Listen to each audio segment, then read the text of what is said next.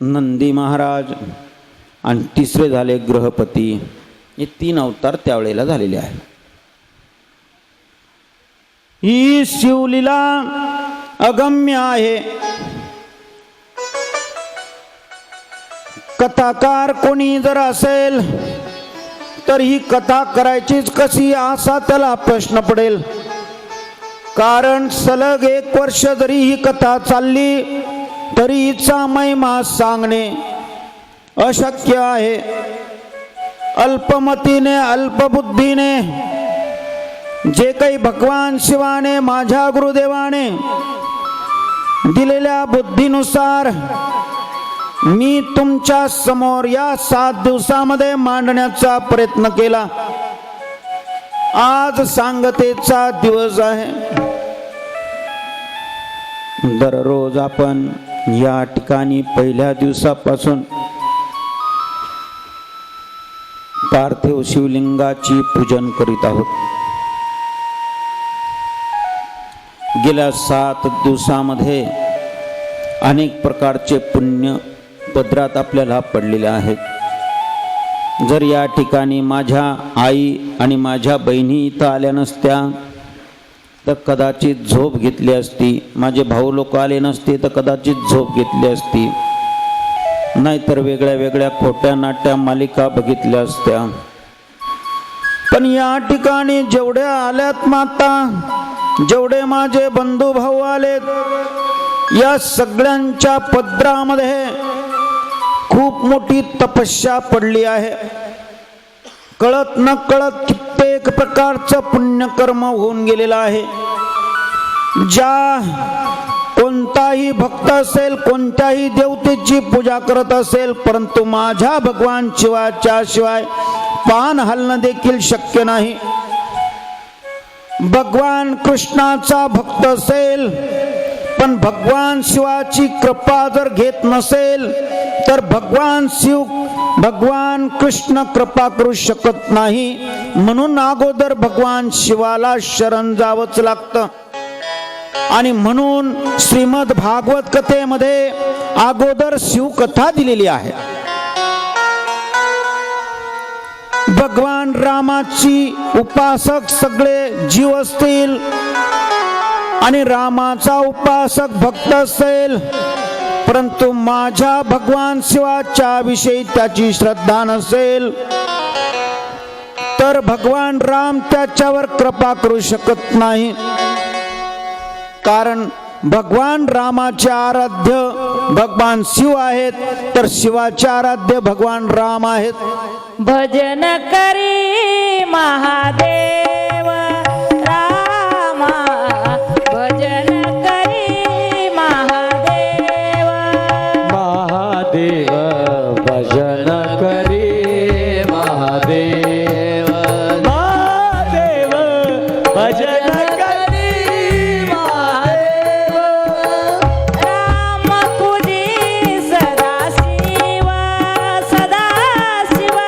राम पूजी सदा शिव, राम भजन करी महादेव. श्री राम जय राम, भजन करी महादेव. श्री राम जय राम, भजन करी महादेव. हर महादेव, भजन करी महादेव महादेव, भजन करी महादेव महादेव, भजन करी महादेव. काशी विश्वनाथ भगवान की.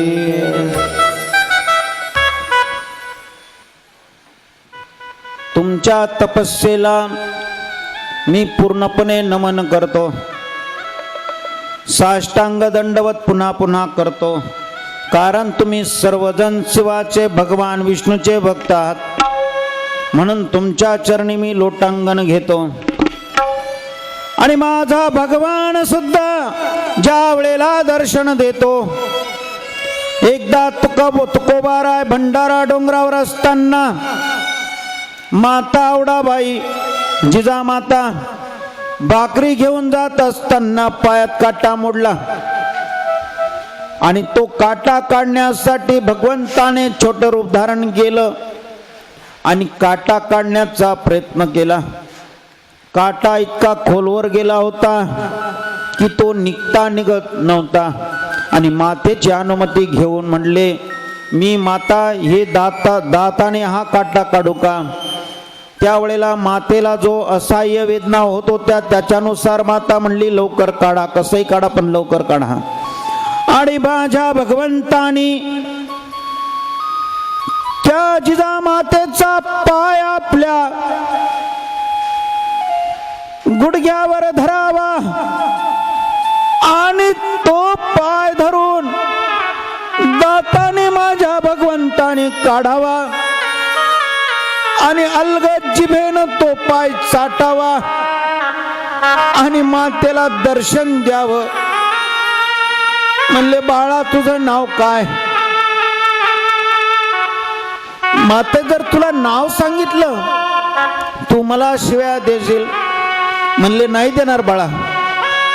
म्हणले, जो तुकारामाचा जो विठू आहे तो मीच आहे. आणि मातेनं लगेच दगड उचलावा आणि काळ्या म्हणून त्याच्या माग लागावं. अशी भक्ती कमी असताना, समज नसताना सुद्धा जो भगवंताचा भक्त आहे तुकोबाराय यांच्या सेवा करणाऱ्याला अगोदर भगवंतानी दर्शन दिलं, नंतर तुकोबारायांना दर्शन दिलं. म्हणून तुमच्या चरणी मी साष्टांग दंडवत करतो की तुम्ही भगवंताचे सेवक आहात आणि तुमच्या सारख्यांच्या चरणावर नतमस्तक झालं तर माझा भगवंत कृपा करेल.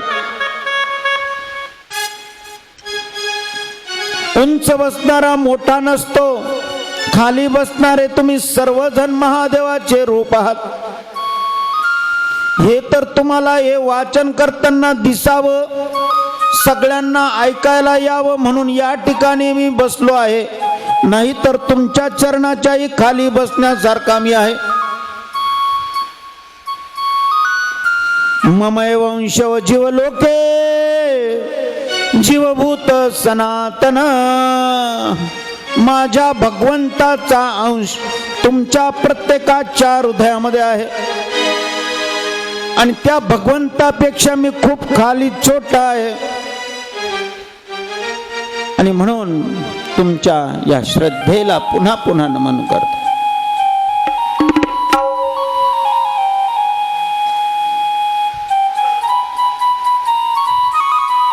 आपल्याला सुंदर असं शरीर भगवंताने दिलेलं आहे. बोलता बोलता सांगतेची वेळ आलेली आहे. भगवंताचं कोणतंही कार्य सोडूस वाटत नाही. चाहे जप असेल, ध्यान असेल, उठ वाटत नाही. अशी वृत्ती त्याची स्थिर झाली. तो भगवंताला प्रिय आहे असं समजावं. म्हणून प्रत्येक माता माऊली आणि माझ्या वडिलांच्या समान, माझ्या भावाच्या समान सगळ्यांना मी दंडवत करून सांगतो, हा जो बंगला मिळालेला आहे या मातीच्या बंगल्याला महत्त्व देऊ नका. या मातीच्या कोणत्याही रूमला महत्त्व देऊ नका. या लाकडाच्या पलंगाला महत्त्व देऊ नका. या मायावी संसाराच्या माग लागून उपयोग नाही. वेळ मिळाला तर मी नारदाची छोटीशी कथा सांगेल. परंतु हा जो बंगला दिला आहे भगवंतानी तो खूप उंच कोटीचा बंगला दिला आहे. बंगला जब बना महाराज जिसमें नारायण बोले, आज बनाए महाराज उसमें नारायण बोले. बंगला अजब बना महाराज जिसमें नारायण बोले.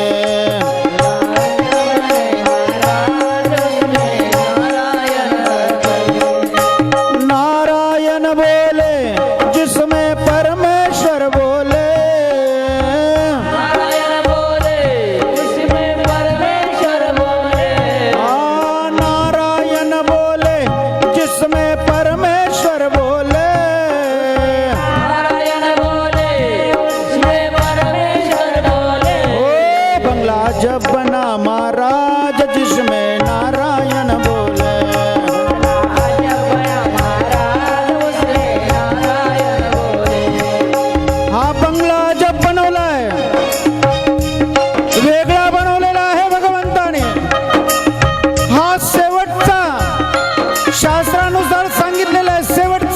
आहे. 84 लक्ष योनी, आवाज द्या जरा, 84 लक्ष योनी आहेत आणि 84 लक्ष योनीमध्ये हा शेवटचा मनुष्य देह आहे आणि भगवंताने आपल्याला दिलेला आहे. आपण खूप स्वस्तपणे त्याला घेतलेला आहे, पण याला काम विकार, मोह विकार, लोभ विकार याच्यामध्ये गमवू नका. हात जोडून विनंती आहे सर्वांना. इस बंगले में 10 दरवाजा, बीच पवन का खंबा.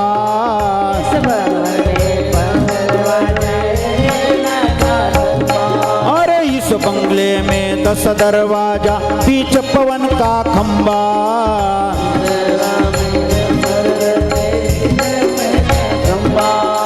आवत जावत कुछ नहीं दिखे, आवत जावत कुछ नहीं देखे, यही बड़ा अचंबा. बंगला अजब बना महाराज, जिसमें नारायण बोले.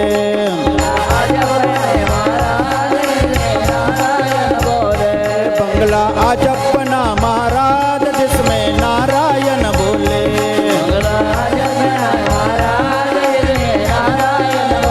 या बंगल्यामध्ये 10 दरवाजे आहेत. मोजून बघा, नाक, डोळे, कान, वेगवेगळ्या प्रकारचे छिद्र दरवाजे आहेत. हे 10 दरवाजे दिलेले आहेत भगवंताने या बंगल्याला. आणि हा बंगला एका खांब्यावर उभा आहे, एकच खांबा आहे त्याला, आणि तो खांबा हवेचा खांबा आहे. हा मोठा अचंबा आहे, आश्चर्य आहे. हवेच्या खांब्यावर कोणताही बंगला उभा राहत नाही, मात्र हा बंगला हवेच्या खांब्यावर उभा आहे. तो खांबा पडला, हा जो बंगला आहे एक क्षणात पडून जाईल. त्या ठिकाणी या देहाचं अस्तित्व संपून जाईल. सगळे संबंधी रोवे बाबा, बोल सके नावानी.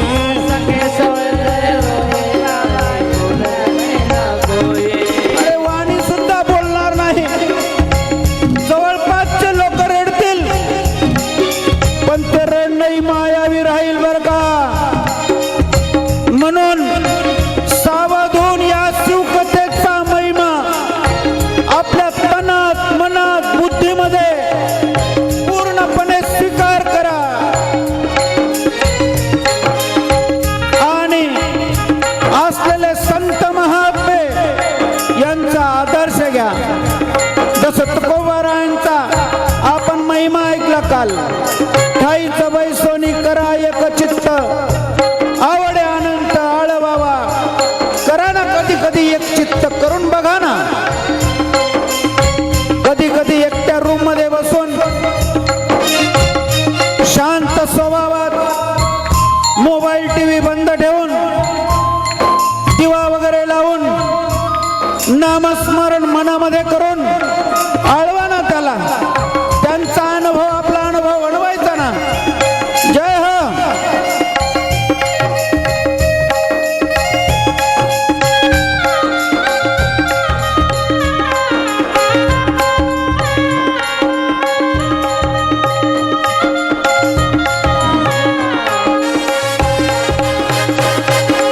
पांच तत्व की ईट बनाई, 3 गणों का गारा.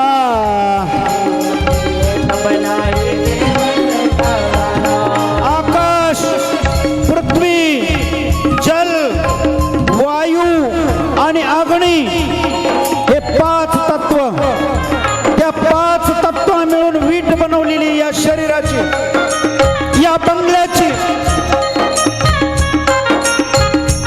आणि सत्वगुण, रजोगुण आणि तमोगुण याचा चिखल बनवलेला आहे, गारा बनवलेला आहे. पांच तत्व की ईट बनाई 3 गुणों का गारा तत्व के वेद बनाए 3 गुणों का तारा अरे 36 की चेत बनाई चेतन चीननहारा 36 को दिन बनाए दिन को हारा म्हणून 36 तत्व जे सांगितलेत नाथबाबांनी त्या 36 तत्वाचं याच्यावर छत आहे. जो भक्त पूर्ण श्रद्धा विश्वास ठेवून भगवान नामाचा जप करतो. जप कशासाठी आहे? जीव आणि शिव एकरूप होण्यासाठी. जे भगवंताचं स्वरूप आहे तेच या देहामध्ये त्यानं अंश रूपात टाकलेलं आहे. म्हणून सोला ओळखण्यासाठी हे शरीर दिलेलं आहे. ममय वंशो जीवलोके जीवभूता सनातनः. त्या अंशाला आपल्याला ओळखायचा आहे. शेवटचा श्वास केव्हा संपेल सांगता येणार नाही. हा हवेचा खंबा कधी पडून जाईल आणि हा देह कधी एका बाजूला होईल सांगता येणार नाही. 36 की छेत बनाई चेतन चिंतन हारा. बंगला अजब बना महाराज जिसमें नारायण बोले.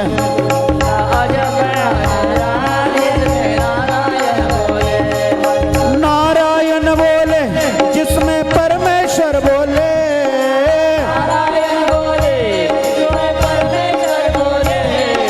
नारायण बोले जिसमें परमेश्वर बोले.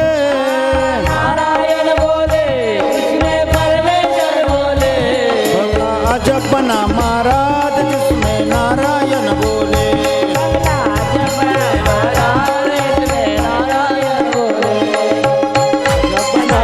हा बंगला जो आहे अजब बनलेला आहे. इस बंगले में पातर नाचे मनवा ताल बजाए. या बंगल्यामध्ये जसं मन नाचवेल त्या पद्धतीनं ताल घेतो मनुष्य. मनाला जर वाटलं काही विचित्र गोष्ट करायची तर तो त्या बाजूला झुकतो. आणि जर मनाला वाटलं माझ्या परमेश्वराला एकरूप व्हायचं आहे तर तो त्या बाजूने ताल नाचवतो. इस बंगले में पात्र नाचे. वेगळे वेगळे पात्र घेतो मनाच्या नुसार. इस बंगले में पात्र नाचे मनवा ताल बजाए.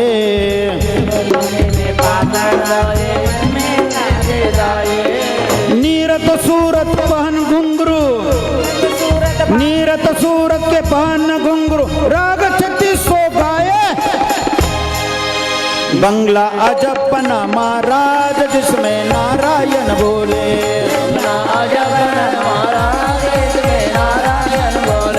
बंगला अजब बना महाराज जिसमें नारायण बोले.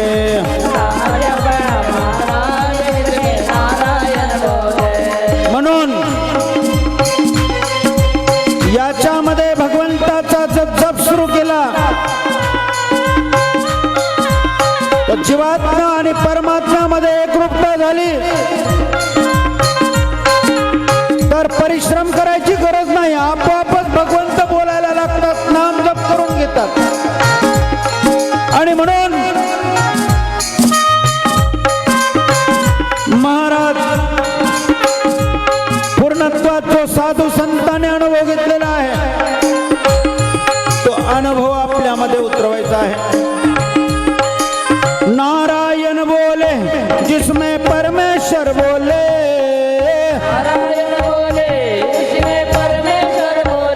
अरे नारायण बोले जिसमें परमेश्वर बोले.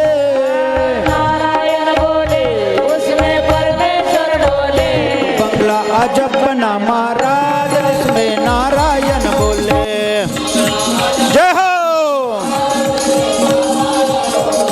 बंगला अजब बना महाराज जिसमें नारायण बोले।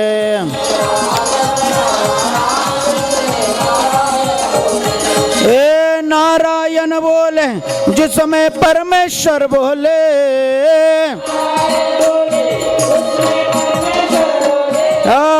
नारायण बोले जिसमें परमेश्वर बोले।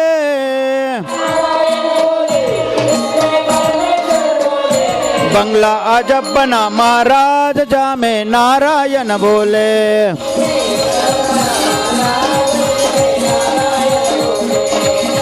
नारायण नारायण नारायण नारायण। नारायण नारायण नारायण नारायण। बोल नारायण नारायण नारायण नारायण। जय हो नारायण नारायण नारायण नारायण।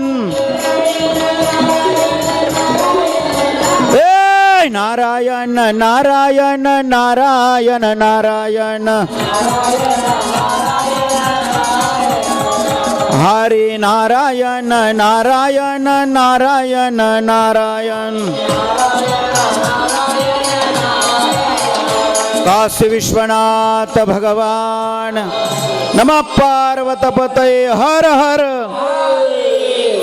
म्हणून या सप्ताह कमिटीलाही धन्यवाद द्यायचा आहे, ज्यामुळे आपल्याला हा बंगला बघायला मिळालेला आहे। या बंगल्याची प्रत्येक गोष्ट लक्षात घेऊन आणि आपलं जीवन इथून पुढं, इथून मागं जे झालं तीच झालं, पण इथून पुढं मात्र चाकोरी सोडायची नाही, भगवंताला एकरूप व्हायचं, कुठेही जायचं गरज नाही महाराज।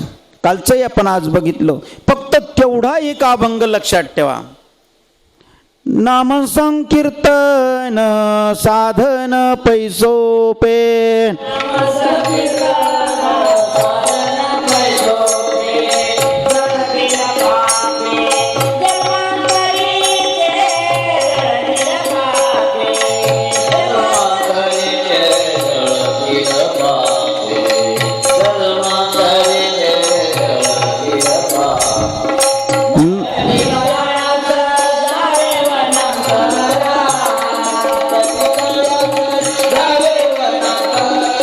जय हो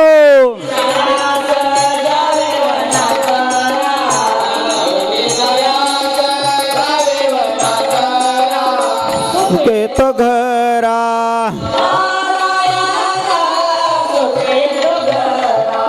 नारायण सुखे येतो।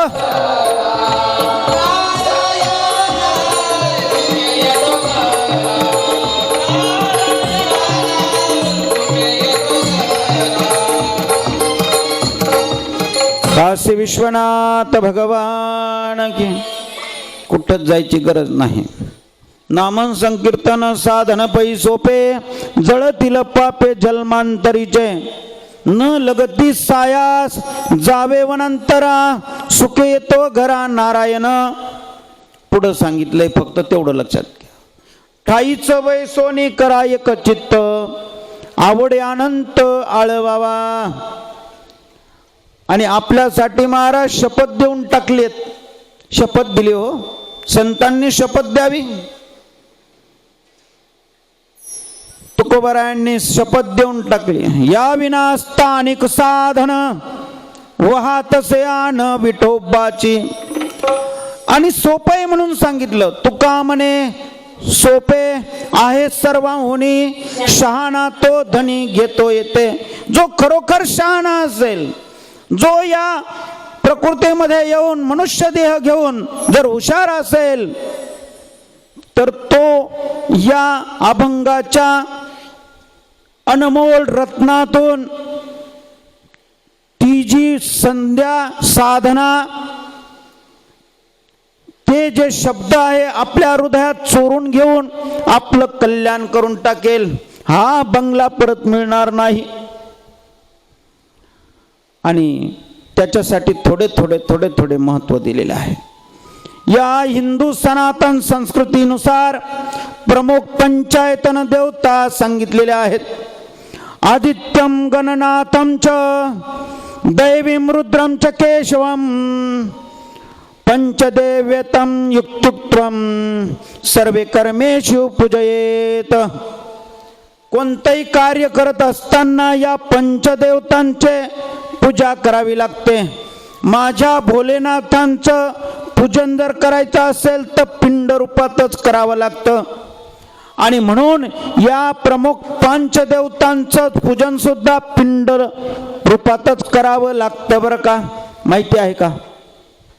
प्रमुख पंचायतन देवता पिंड स्वरूप आहेत. जसं भगवान भोलेनाथाचं लिंग स्वरूप आहे ना, तसे बाकीचे सगळेच लिंग स्वरूपाचे आहेत. 5 देवता कोणत्या कोणत्या? भगवान गणपती एक, दुसरी देवता भगवान शंकर 2, तिसरी देवता आदिमाया शक्ती 3, चौथी देवता भगवान विष्णू 4 आणि 5वी देवता भगवान सूर्यनारायण 5. या 5 देवता यांचं पिंड पूजन केलं तरच स्वीकार होतं असं शास्त्र वचन आहे. असं शिवपुराण कथाही सांगते. अनन्य ग्रंथामधून वेगवेगळ्या प्रकारच्या वाणी सुतजी महाराजांनी सांगितलेल्या आहेत. आणि म्हणून आता म्हणताल बुवा पिंड कसं? भगवान सूर्यनारायणाला ज्या वेळेला आपण अर्घ्य देतो सकाळी, त्यावेळेला जे अर्घ्य दिलं जातं आणि जे भगवान सूर्यनारायण त्या ठिकाणी आपल्याला डोळ्यांनी दिसतात ते त्यांचं लिंग स्वरूप आहे. आणि प्रत्येक हिंदू सनातन संस्कृतीमध्ये जन्मलेल्या लहान बाळापासून ज्याला हातामध्ये तांब्याचं पात्र घेता येईल तेवढ्या मुलापासून तर म्हातारा झाला त्याला चालता येतं तिथपर्यंत त्याने दररोजच्या दररोज अर्घ्य द्यावं असं शास्त्र वचन आहे. आणि सकाळी सूर्य उगवायच्या अगोदर 3 तासापर्यंत अर्घ्य द्यायला चालतं. मात्र सूर्योदय झाल्याच्या नंतर 1च तास चालतं. अशा वेळेला सूर्यदेवाला अर्घ्य देत असताना एक पाय पुढे ठेवून मागचा पाय पंजावर उभा असावा लागतो. आणि भगवान सूर्यनारायणाला अर्घ्य देताना अंगठा लागू देऊ नये. प्रत्येक वैष्णव असो, शैव असो, गणपत्य असो, सौर असो किंवा शाक्त असो, प्रत्येकाला हे करणं जरुरीचं आहे.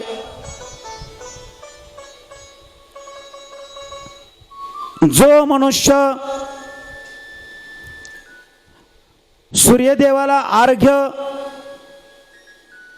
दिल्याशिवाय पाणी सुद्धा ग्रहण करत नाही, अशा व्यक्तीला कुठलाही आजार होत नाही असं सूर्यदेवांनी सांगितलेलं आहे. आता हे झालं लिंग स्वरूप. प्रतिमा स्वरूप तुम्हाला माहिती आहे की 7 सफेद घोडे भगवान सूर्यनारायणाचे आहेत. आणि त्याला सारथी कोण आहे? अरुणदेव आहे. अरुणदेव रथात बसलेले आहेत घोडे चालवायला आणि मागच्या बाजूला भगवान सूर्यनारायण आहेत. मासा दिवस कर दिवसो भामर मन जाने, कोई रतस्तमेत रवि ठाके हूँ निशा कवन विधियो, मूर्ति रूप रक्तांबुजासनम असे सगुणोकम सिंधुम भानुम समस्त जगताम अधिपां भजामि, पद्मे द्वया भयवंश भयवराम ददतं कराब्जे, माणिकयमौलिम अरुणागम रुचित्रे नेत्रम. सारथी अरुण आहे आणि अरुण हा कोण आहे? गरुडाचा भाऊ आहे, गरुडाचा मुलगा आहे. आणि विनीता कश्यप आई वडील आहेत, त्यांना 2 मुलं आहेत. गरुडाचा भाऊ आहे. गरुडाचा भाऊ अरुण आहे आणि ते विनीता आणि कश्यप यांचे मुलं आहेत. त्यांना 2 मुलं गरुड आणि अरुण, कश्यप आणि विनीताला आहेत. गरुड विष्णूच्या सेवेत देऊन टाकले, अर्पण केले व अरुणाला सूर्यनारायणाला अर्पण केले. आणि गरुडाचे 2 मुलं आहेत. एक मुलगा जटायू आणि एक संपाती. रामायणामध्ये या दोघांचाही विस्तीर्ण रूपात उल्लेख आहे. सूर्याला अर्घ्य आपण 3 घंटे अगोदर देऊ शकतो आणि नंतर 1 घंटा देऊ शकतो. मात्र कधी कधी चुकी होते की सूर्यनारायणाला अर्घ्य देताना सरळ एका धारेत न देता थोडं हलवायचं असतं. मात्र 1 घंटा वर झाल्याच्या नंतर जर सूर्यनारायणाला अर्घ्य द्यायचं असेल तर 1 घंट्याच्या अगोदर म्हणजे 4 तासात जे अर्घ्य दिलं जातं ते 3 वेळेला दिलं गेलं पाहिजे. आणि 1 घंटा वर झाल्याच्या नंतर जर द्यायचं असेल तर 4 वेळेला द्यावं लागतं, तेव्हाची पूजा स्वीकार होते. म्हणून भगवान सूर्यनारायण प्रसन्न होतात आणि अशा साधकाला उत्तम आरोग्य देतात आणि त्याची साधना वाढवून त्याला भगवंताच्या कृपापात्र बनवून टाकतात. म्हणून सूर्यनारायणाचं पिंड रूपात पूजन महत्वाचं आहे. त्यांचं पिंड रूपाचं कधी कधी बाजारात बघितलं जातं, यात्रेमध्ये वगैरे, की सूर्यनारायणाचा एक गोल तांब्याचा असतो आणि त्याला किरणं असतात आणि ते घरामध्ये पूजनासाठी आमच्या माता बहिणी भाऊ लोक घेऊन येतात. परंतु तो पिंड रूपात घरी पूजनाला चालत नाही सूर्यनारायणाचा. घरात जर तुम्हाला सूर्यनारायण ठेवावंसं वाटलं, पूजन करावंसं वाटलं तर घोड्यावर जे आरूढ आहेत रथात राजासारखे बसलेले ते सूर्यनारायणाची प्रतिमा आपण घरात ठेवू शकतो. म्हणून पहिला आहे सूर्यनारायण भगवान. आता मला सगळेजण सांगा, ताई आणि दादा लोकांनो, की दररोज अर्घ्य देणार का आजपासून? या भोलेनाथाच्या दरबारात वचन द्यावं. देताल नक्की? तर सगळ्यांनी अर्घ्य द्यायचं आहे. दुसरी देवता आहे गणेश देवता. गणेशाला आपण फक्त तेवढंच बघतो की त्यांना हत्तीचं जे मुख लावलेलं आहे, परंतु माता पार्वतीनं ज्या वेळेला भगवान शिवासाठी तपस्या केली त्यावेळेला सुद्धा गणपतीचं पूजन केलेलं आहे.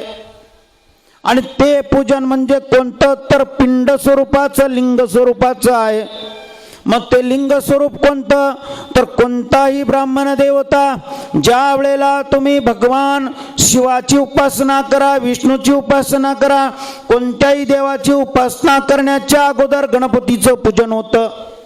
आणि ते गणपतीचं पूजन करत असताना मूर्तीवर कधी अभिषेक देत नसतात. ते सांगतात एक लाल सुपारी आहे का? आणि ते लाल सुपारीयुक्त जे आहे ते म्हणजे भगवान गणेशाचं लिंग रूप. म्हणून ही दुसरी देवता लिंग स्वरूपाची. आणि म्हणून जो मनुष्य मंदिरात जरी सुशोभित असं भगवान गणेशाची मूर्ती असेल तरी सुद्धा एक लिंग स्वरूप एखाद्या ठिकाणी अभिषेक करून आणि ती मूर्ती आपण घरच्या घरी सुद्धा करू शकतो. ओम गंगणपतये नमः, ओम गंगणपतये नमः.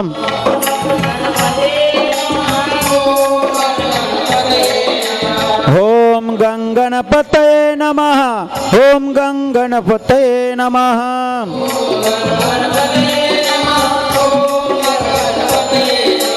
ओम गंगणपतये नमः, ओम गंगणपतये नमः.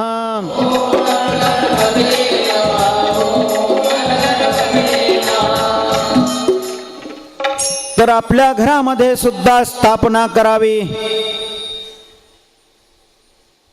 तिसरी गोष्ट आहे लिंग स्वरूपात आदिमाया शक्ती. आदिमाया शक्तीचं ज्या वेळेलाही नवरात्रीमध्ये पूजन करताल, आज अनोखी गोष्ट घेऊन जा आणि फलदायी घेऊन जा. कधी ऐकली नसेल, ऐकलं असेल तर धन्यवाद. शिवपुराण इतक्या छोट्या छोट्या बारीक बारीक गोष्टी आपल्यापर्यंत पोहोचवत आहे आणि या सगळ्या सहाय्यभूत आहे. कोणी जर म्हणत असेल की नाही मी फक्त नामस्मरण करेल त्याच्यात पूर्ण होईल, परंतु थोडंफार का होईना तुम्हाला पूर्वस्थितीत यावंच लागेल. दिवा त्या ठिकाणी लावावाच लागेल, तिथं धूप लावावाच लागेल, तिथलं वातावरण फुलं वगैरे आच्छादित करून स्वच्छ करावंच लागेल. ते जर केलं नाही तर तुमचं नाम जपाला मन लागणार नाही. म्हणून हे सगळ्या भोवताली गोष्ट करणं गरजेचं आहे. जसं जेवायला बसले तर त्या भाजीमध्ये तेलही लागतं, मीठही लागतं, पाणीही लागतं आणि मसालेही लागतात. हे जसं सर्व मिळून जी भाजी बनते तेव्हा ती चविष्ट होते आणि तेव्हा आनंद येतो. जसं लाडू बनवायचा आहे म्हणून सांगितलं एखाद्या ताई लोकांनी आणि लाडू बनवलेत, त्याच्यात साखरच घातली नाही किंवा गुळ घातला नाही तर ते लाडू खाऊ वाटणार नाही. त्याच पद्धतीनं भक्ती सर्व सुगम पंचायतन देवतायुक्त असली पाहिजे. एका रूपी एकठाई निर्माण करायचा आणि मग म्हणायचं आपुला तो एक देव करुणी घ्यावा, आपुला तो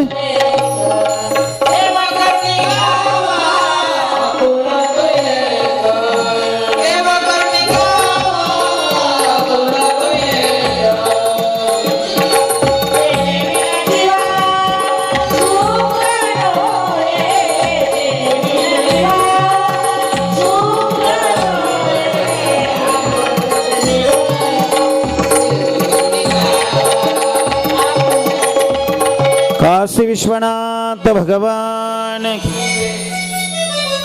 आणि म्हणून ज्या वेळेला आता ताई लोकांनी एकच धर्म होता सुरुवातीपासून आणि तो म्हणजे वैदिक सनातन हिंदू धर्म, दुसरा धर्म नव्हताच. परंतु थोडे थोडे पालव्या फुटल्यात, वेगळे वेगळे पंथ, वेगळे वेगळे याच्यामध्ये हा सनातन संस्कृती जी आहे विखुरल्या गेलेली आहे. परंतु ही संस्कृती एक ठेवायची असेल, तुमच्या चरणी दंडवत, माता भगिनींच्या चरणी दंडवत, तुमच्या हातात धर्म टिकून राहू शकतो. आपल्या मुलांना तसे संस्कार द्यायचे आहेत. आणि भाऊ मंडळींनाही कुठेही जा, मंदिरात कोणत्याही सत्संगाला जा, नाही म्हणू नका. सर्वच ठिकाणी अधर्म होणार नाही, पण पती पत्नीनं सोबत जा आणि सोबत या.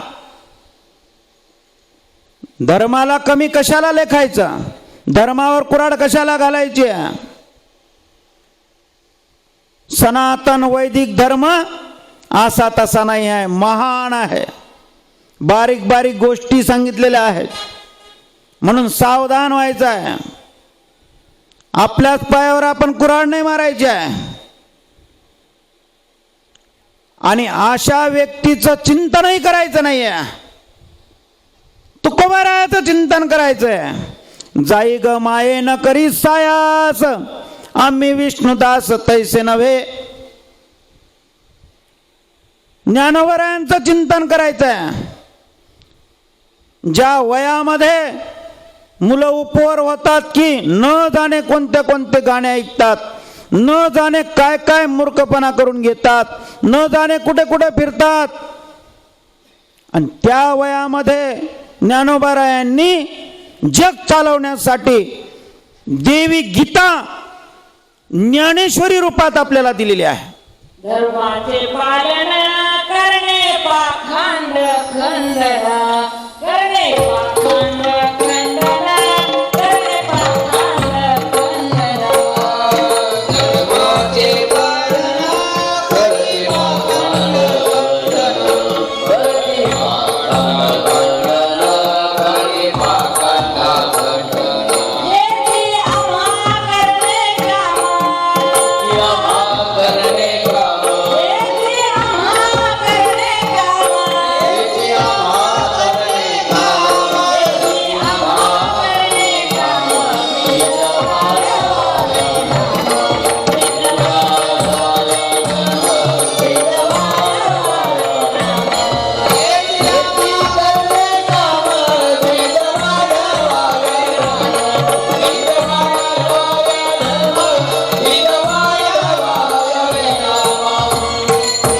श्री विश्वनाथ भगवान की. म्हणून आपल्या मुलांना ज्ञानोबरायांचा मार्ग दाखवा, आदर्श दाखवा. चुकतायत आपण चुकतोय. लहानपणापासून त्यांना शिक्षणाची वेगळी ओढ दाखवतायत.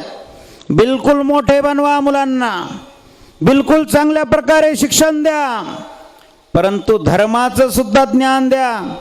आज मुलांना माहिती नाहीये सनातन संस्कृतीचे वेद किती आहेत. आज मुलांना माहिती नाहीयेत सनातन संस्कृतीमध्ये पुराण किती आहेत. आज मोठमोठे लोक झालेत, मोठमोठ्या पोस्टवर बसलेले आहेत, परंतु त्यांना माहिती नाही उपनिषद किती आहे, त्यांना माहिती नाही शास्त्र किती आहेत. आणि ज्या वेळेला मुलं ऐकत नाही आणि वेगळ्या मार्गाला गेले त्यावेळेला हताश होऊन जातात. ज्यांनी आपल्या संसाराकडे लक्ष दिलं नाही आणि या कलियुगातील मानवासाठी त्यांचे जीवन चांगलं उंच व्हावं म्हणून 88,000 ऋषी मुनींनी शौनकादिकांनी त्या ठिकाणी नैमिषारण्यामध्ये अनुष्ठान मांडलं. आणि ती ही शिवकथा आपण ऐकतोय. भगवान शंकराने माता पार्वतीला सांगितलेली शिवकथा आहे, ती आपण ऐकतोय. आणि म्हणून त्या पद्धतीनं जसं आमचे नाथबाबांनी संसार कसा करावा प्रत्येकाला पुरणपोळी दिलेली आहे. आजकाल ताई लोकांना थोडं 1-2 सासू सासरे आले किंवा कोणी नातेवाईक आले तर तेवढं जड होऊन जातं. आमच्या नाथबाबांचा आणि त्या मातेचा थोडासा आदर घ्या. गिरजा मातेचा काय केलंय त्यांनी, किती पुरणाच्या पोळ्या कराव्या लागत असतील. प्रसादात त्यांची पुरणपोळी होते. आदर्श घ्यावा. चोखोबारायांचा निळोबारायांचा आदर्श घ्यावा. परंतु आज मात्र ताई लोकांचा आग मस्तकात आहे. एकसारखे भांडण आहेत पती पत्नींचे, ते शांत करा. या धर्माचा आधार घ्या आणि आपलं जीवन एकदम सुखी संपन्न बनवा या शास्त्राचा आधार घेऊन. या शास्त्रामध्ये कुठेही फिरायची गरज नाही. म्हणून तुकोबाराय सांगतात, ठाईच बाई सोनी करा एक चित्त आवडे अनंत आळवावा. असं जर केलं ना कोणतंही दुःख घरात उरणार नाही. आणि म्हणून माता आदिमाया शक्तीचं सुद्धा पिंड रूपामध्ये त्या ठिकाणी लिंग स्वरूपाचं पूजन आहे. आणि म्हणून नवरात्रीत ज्या वेळेला माता जगदंबेला बसवायचं असेल त्यावेळेला काळ्या मातीचे 3 लिंग बनवायचे. महाकाली, महालक्ष्मी आणि महासरस्वती आदिमाया शक्ती. आणि ते 3 तुपामध्ये रात्रीला भिजवून ठेवायचे.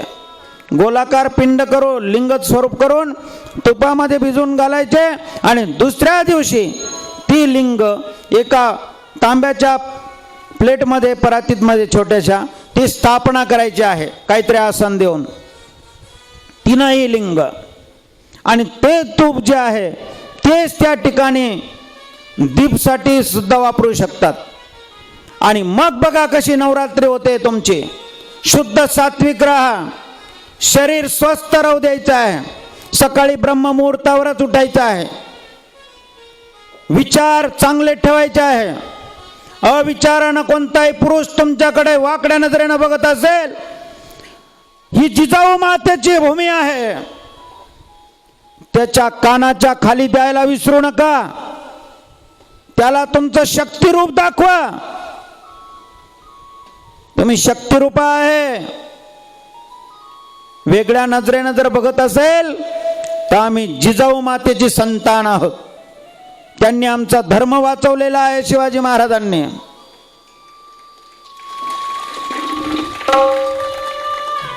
म्हणून ज्या वेळेला ते लिंग स्वरूपामध्ये ती आदिमाया शक्ती त्या ठिकाणी प्रकट होईल तर शास्त्राधारानुसार पूजन नवरात्रीचं होऊन जाईल. बाकीच्या पूजा तर तुम्ही नित्य करतात त्या पद्धतीनं करायचं आहे. माता जगदंबेला दुर्वा व्हायच्या नाही आहे. तुळशीपत्र व्हायचं नाही. झालेत किती देवता झालेत? सूर्यनारायण, गणपती, आदिमाया शक्ती. चौथ्या क्रमाला भगवंत शिव. तर तुम्हाला माहिती आहे प्रत्येक जण लिंग स्वरूपाचं पूजन करतायत. आणि लिंग स्वरूपाचा अर्थ काय माहिती आहे ना? जो लय आणि प्रलय करतो त्याचं नाव लिंग स्वरूप आहे. आणि ते लिंग स्वरूप केव्हा प्रकट झालं होतं? भगवान विष्णू आणि भगवान ब्रह्मदेव यांच्यात ज्या वेळेला भांडण सुरू झालं होतं, मी मोठा तो मोठा, त्यांच्या मध्यभागी काय आलं होतं? लिंग स्वरूप प्रकट झाले माझे महादेव. आणि म्हणून त्या महादेवाला आपण दररोज विसरता कामा नये.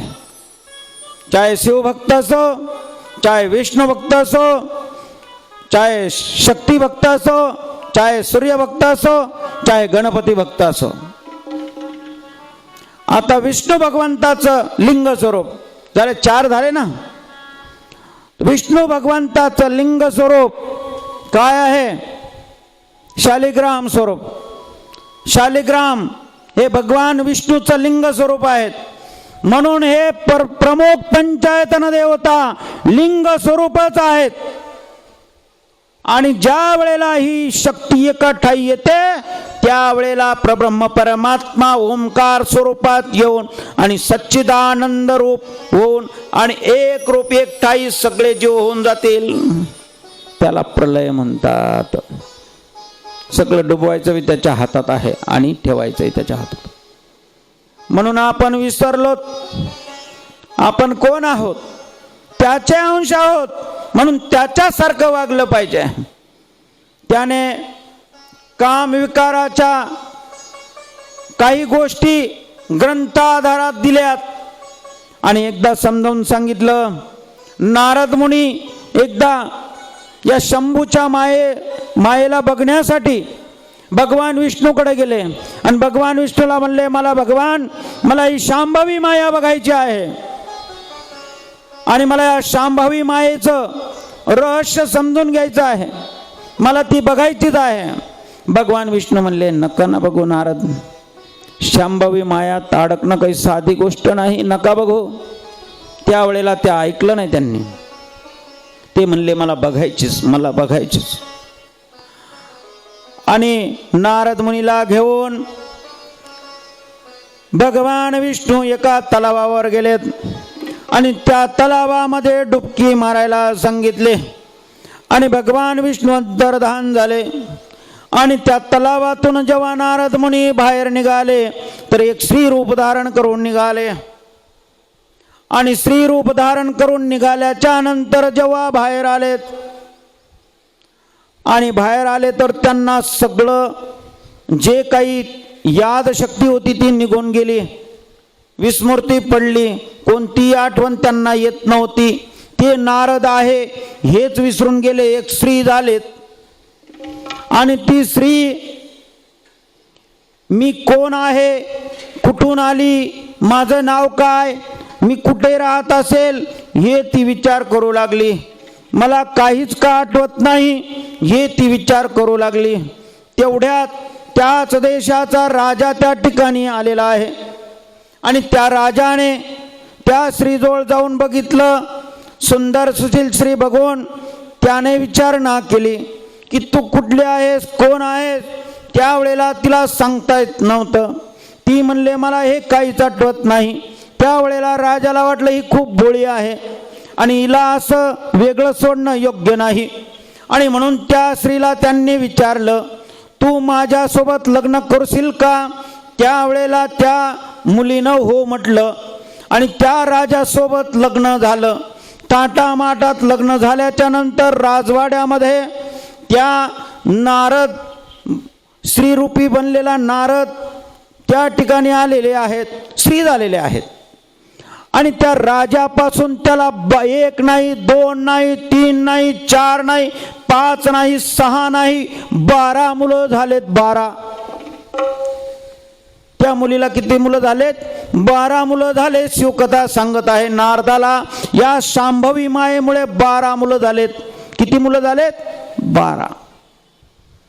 आणि त्या 12 मुलांना जेव खाऊ घालणं, त्यांना कपडे नेसवणे, मोठे करणे त्यावेळेचे जे गुरुकुल असतील त्या शाळेत पोहोचवणे हे सगळी जबाबदारी त्या मातेनं घेतली, नारद रूपी मातेनं.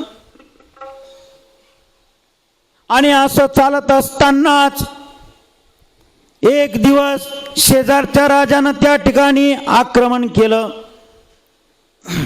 आणि आक्रमण केल्याच्या नंतर त्या राजाला त्या ठिकाणी वध केला गेला. तो राजा त्या रणभूमीवर मृत्युमुखी पडला, शहीद झाला. नंतर हे 12 मुलं जे होते ते रणांगणात उतरलेत. ते 12ही मुलांना वीर मरण आलं. आता या राणीला कोणीच राहिलं नाही. त्या राज्यावर सर्वस्व वर्चस्व त्या शेजारच्या राजाचं झालं. आणि मग ही राणी रडू लागली, मी अशी कशी वेगळ्या भाग्याची आहे, मी अशी कशी बदनशिबी आहे. माझे 12चे 12 मुलं गेलेत, माझे पती गेलेत. मी आता हा संसार कसा करू, मी या संसारात आता कशी राहू. देवानी माझ्या कपाळी कुंकू ठेवलं नाही, माझे मुलं सुद्धा सगळे गेले. मी आता निराधार झाली, माझं आता राज्य राहिलं नाही. मी आता कशी करू. छाती जोडू लागली. वेगवेगळ्या प्रकारचे रडण्यामध्ये कुशल असतात माता मावल्या, त्या पद्धतीनं ती रडू लागली. आणि रडता रडता रडता रडता सुखामध्ये भगवंताची कोणालाही आठवण येत नाही, परंतु दुःखामध्ये मात्र भगवंताची आठवण येते.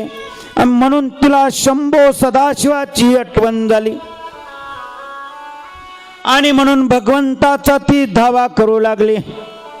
भगवंताला बोलू लागले की हे शंभो, हे त्रिपुरारी, अरे तू धाव ना, लवकर ये ना, मी कशी जीवन जगू आता. धाव धाव रे धाव ईश्वरा, येऊन मला साह्य व्हावे भोळ्या शंकरा.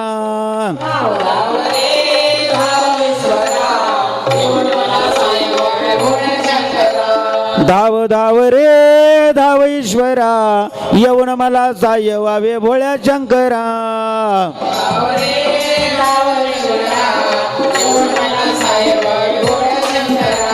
आरवणी बोरवणी पुष्प टाकिले, येऊन ते देवा तुम्ही लिंग स्थापिले.